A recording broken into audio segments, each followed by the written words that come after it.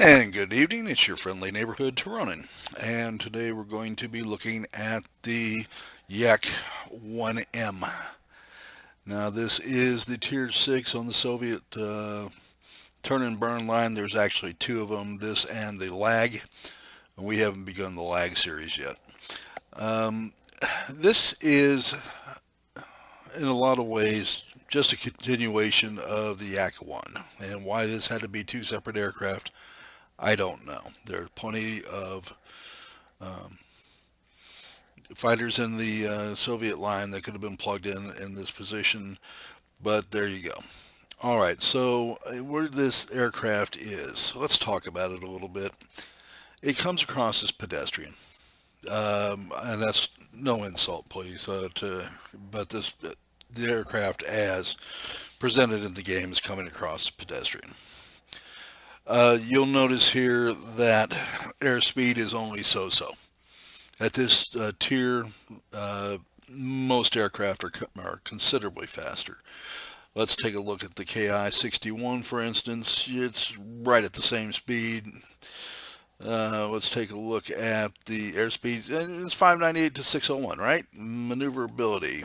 Yak has a little bit of an edge in maneuverability. When it comes to armament, 243, 237. You look at the gun armament and maneuverability on, it's just another. I'm not that impressed. It's not a bad aircraft by any means, but there's nothing that stands out that says, "Oh, we just have to get this aircraft." Um, it's got to, this is also fully upgraded. When you come into this three engines down the line, you're looking at 574, and so each of these increments gives you just tiny increases in speed, about 8 kilometers each. Um, and the beginning armament is pretty bad. So uh, probably should have been a little harsh here, but I'm just not that impressed with this aircraft. It's not a bad one, don't get me wrong. You can play through it just fine. But the survivability is only so. Um, you get 40 points more from a Frank, you get 20 points more from a Hein. A zero comes in at more survivability. The P-51 line will come in 260 or so. I'd have to actually look it up. So it's just as an also ran, um, in my opinion. Now, please understand, I am not the god of uh, World of Warplanes.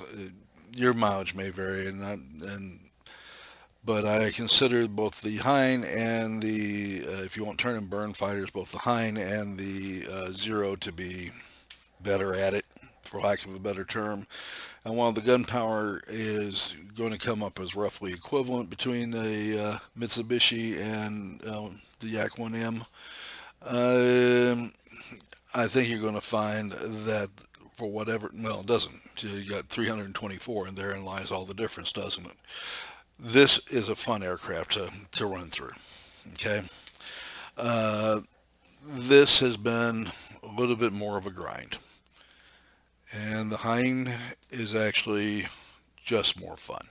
Um, the Frank is more fun. The Frederick, I should say. I call it the Frank because I love the aircraft. But the high altitude performance makes up for a lot of that. While it's not nearly as maneuverable, it's very much a boom and zoom as well as decent maneuverability.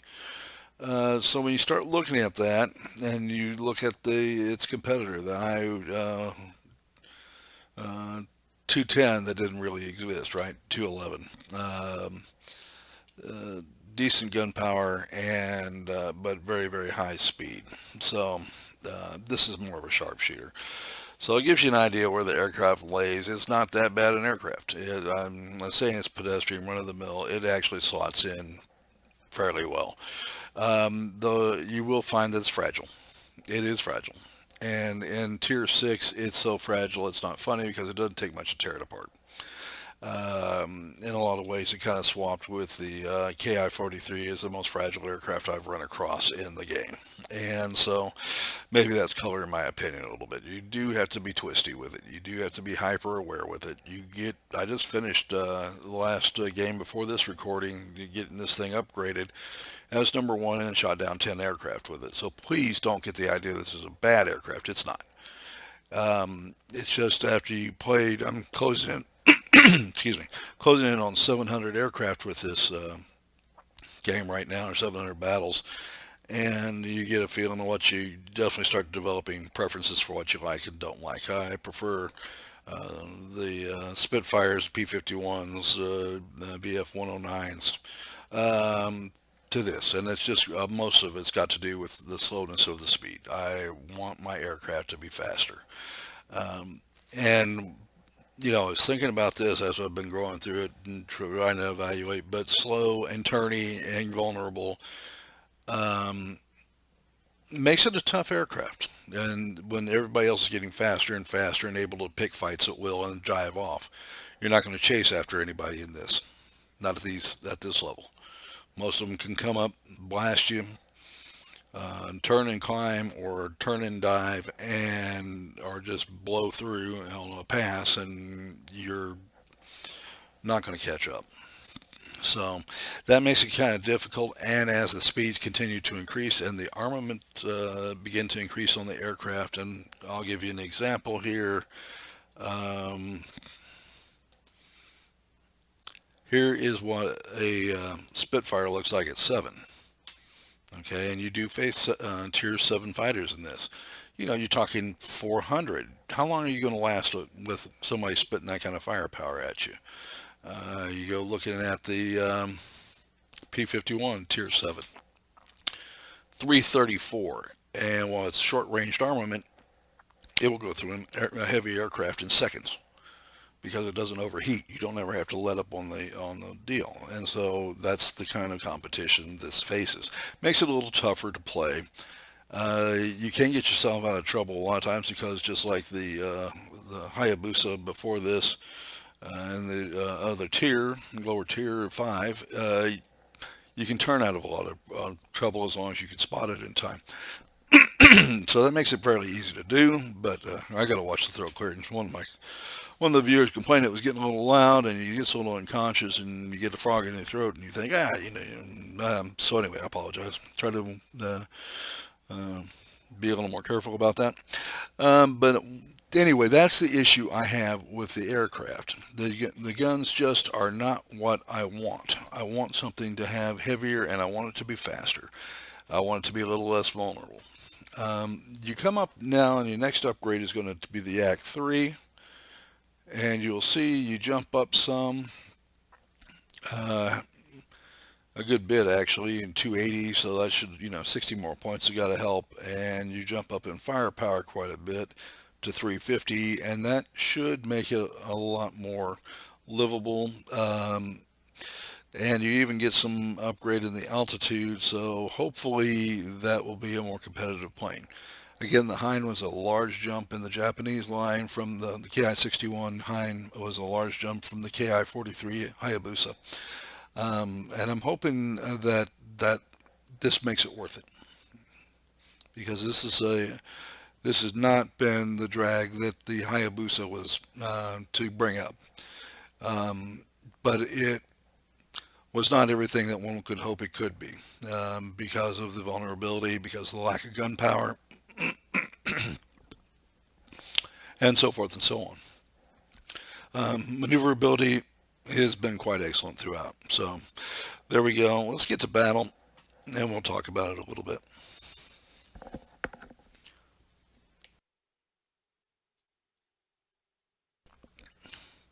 Okay, so um, a little fragile and a little slow, but and very turny. So overall, it reminded me of the Hayabusa, while admittedly being a much tougher aircraft um, with the upgrades. eventually dragging it up to be a more competitive aircraft. By the time you get this thing totally upgraded out, it's not a bad aircraft, but it's a little bit of a drag getting there. Be probably a more accurate summation of the abilities of the aircraft. And in maps like this, and you will see them very commonly in this, and I'm seeing more and more of the alpine maps, you're always going to be at high altitude where the aircraft does not necessarily perform the best. You start seeing more and more of the heavy fighters, multi-role fighters that do better at altitude than you're going to do. So that is something to be aware of.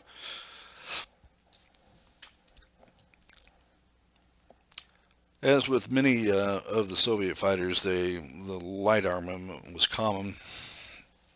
The Soviet designers wanted the aircraft to roll very quickly, found it to be quite an advantage in um, air-to-air combat, and that may not be translating all that well in the game. All right, we're going to head off to this airbase, see what we can do, see if we can help our team out a little bit, and hopefully I won't embarrass the hell out of myself. Then that happens sometimes.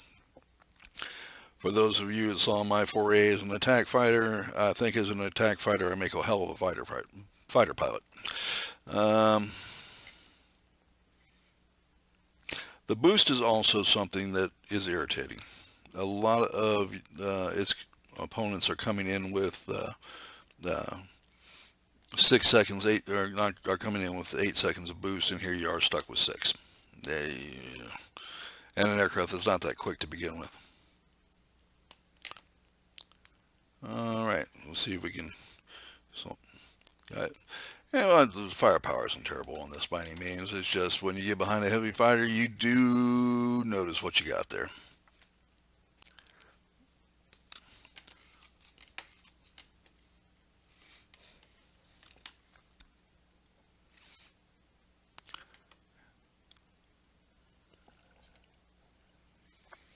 And I guess if everybody wants to be drawn into the center, I don't necessarily agree with that.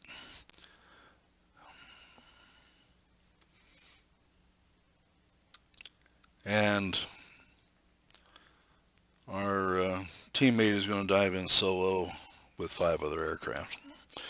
Okay, well, I hope he's as good as he thinks he is.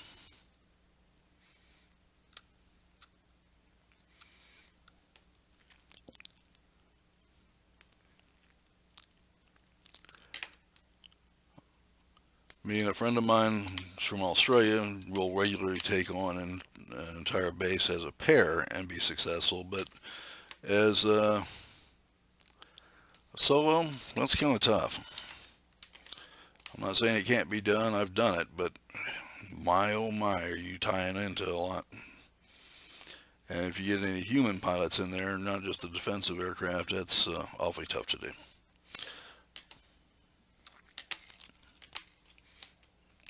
All right.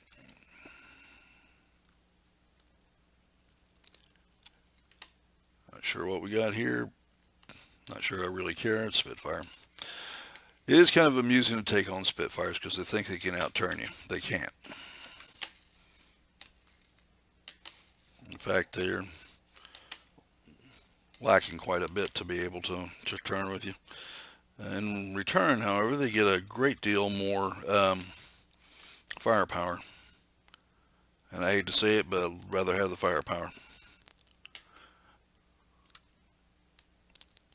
You do not have to get into a turning contest with turning fighters. And I highly recommend for your happiness in the game and your survival that you don't. But far be it for me to stop somebody from playing the way they want to.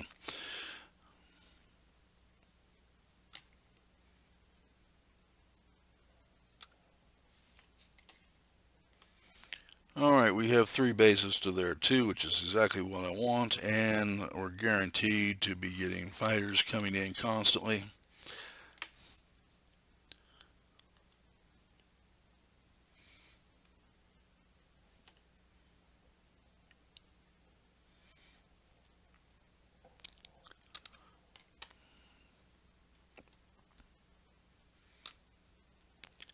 I see the Spitfire is locked onto our guy. Alright. I'll use a little boost to come around. Well, I guess if you can't shoot and you can't maneuver, you can ram, right? That works. Sorry, I have very low opinion of people ramming this game. I wish the World of Warplanes would take that mechanic out of the game entirely. Just too many people use it as a substitute for being able to play. Maybe it makes some sense from the heavy fighter standpoint, because God knows they need all the help they can get, and they attack aircraft, and they move so slow they're nothing but bait for fighters, and I get that. But if you're asking me, for my opinion, and for whatever it's worth, is if you're so lacking in skill that you can only kill by ramming, go find something else to do. Yes, we all have opinions, and mine's as good or bad as anybody else's, right?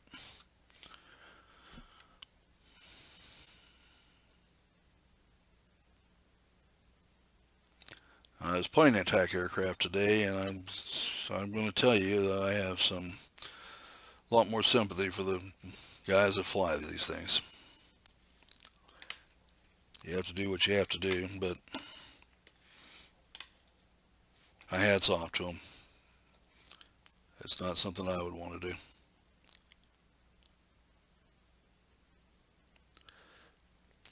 I'll do it because the game says I'm supposed to, and they reward you, and my customers want to see attack aircraft and have the right to see it, so I'll do it, but I don't like it.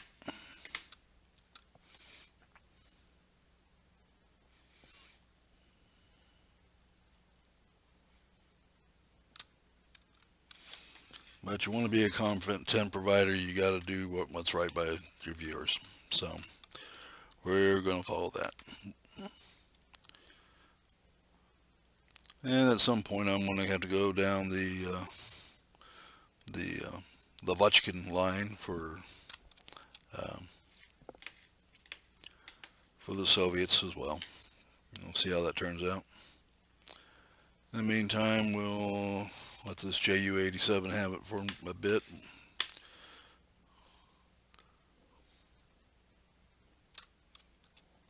Just trying to do our thing, trying to keep our bases.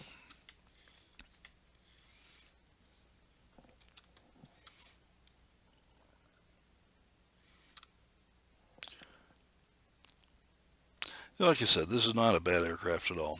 It's just I prefer other aircraft better, but there's nothing wrong with this.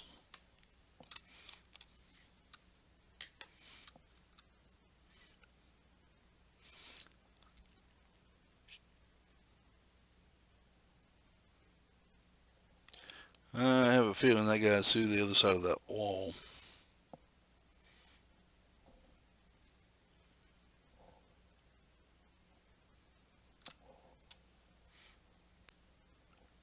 I'm glad I showed up. That guy has got a bead on one of our pilots, and I would much prefer that our teammates stay alive.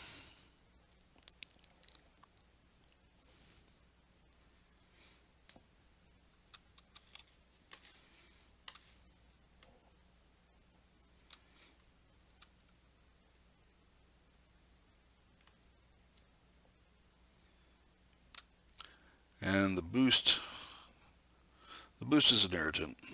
I wish they had a few more seconds of boost. Perhaps World of Warplanes is trying to accurately depict the actual engine output, as it were. Now, we had a little success there, shot down a few aircraft, defended our sector, helped take a few sectors. So I guess that added up to my rank there.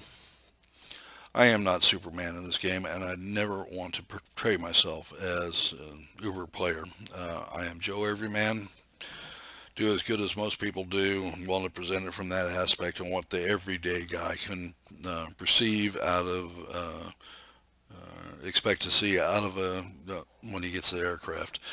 So we killed 4, helped with 3, captured 2 sectors, got killed once, And Master Disaster there did a heck of a job with his Mosquito. And we're kind of neck and neck with Dan there in his P-51, but hats off, they helped us get that victory, and especially Master Disaster. I want to thank both the gentlemen for their participation in this. And that will wrap up the 1M for us, gentlemen and ladies. And I hope that you had a good time with this. I hope that this day finds you happy and healthy. I want to thank you for watching the video with us. Please like, and if you would like to subscribe, please, by the love of God, do so. I need all the help I can get here. I want to thank you very much for supporting the channel, and you all have a good day.